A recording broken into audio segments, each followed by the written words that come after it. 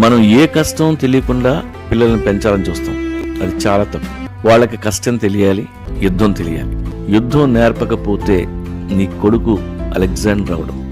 Poverty అనేది ఎవరికి నచ్చదు. పేదరికంలో ఉండాలని ఎవరు కోరుకోరు. మనందరం డబ్బు కావాలని కోరుకుంటాం, దానికోసం కష్టపడతాం, తప్పలేదు.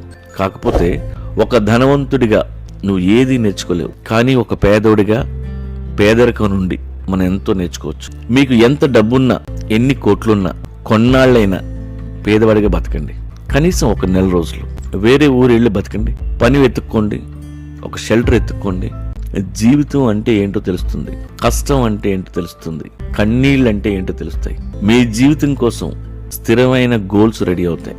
మీ కష్టంతో పాటు పక్కాడి కష్టం కూడా మీకు అర్థమవుతుంది. You become strong and independent. మీకు స్ట్రెస్ని ఎలా హ్యాండిల్ చేయాలో తెలుస్తుంది. ఓపిక, సహనం అలవాటు అవుతాయి.